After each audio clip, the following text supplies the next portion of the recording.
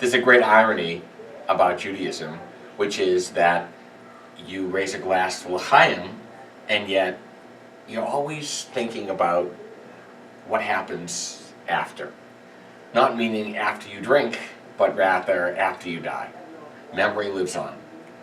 This week's Torah portion is Chayei Sarah, the life of Sarah, or maybe the lifetimes of Sarah, and yet the first thing we encounter in the portion is her death. Death teaches us great lessons about life. We're going to celebrate Shabbat in an awesome way, Kabbalat Shabbat, or a special, before Kabbalat Shabbat, a special young family Shabbat at 5:30.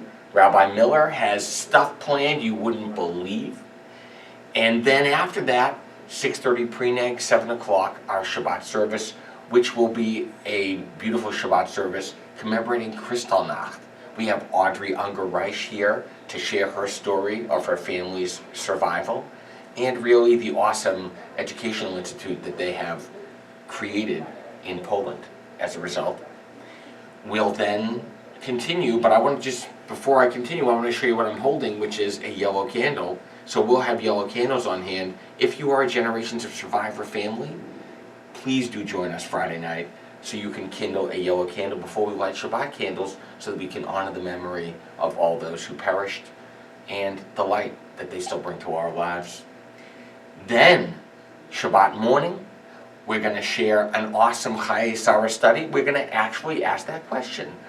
What does the death of Sarah and Avraham and Abraham in this week's Torah portion teach us about the spiritual legacy that we live in our lives?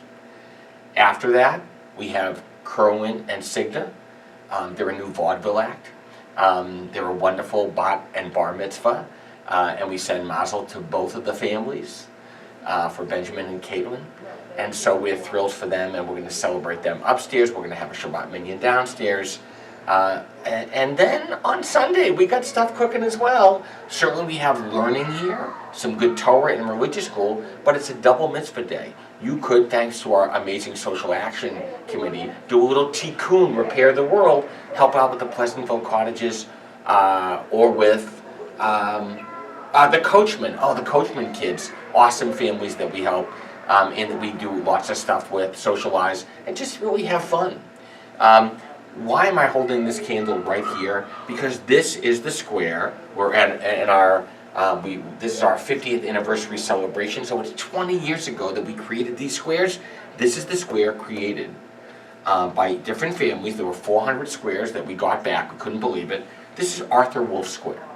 Arthur Wolf escaped the Gestapo in 1938, about a month before Kristallnacht, by being cunning, by being courageous, came to America with not a whole lot and became a builder.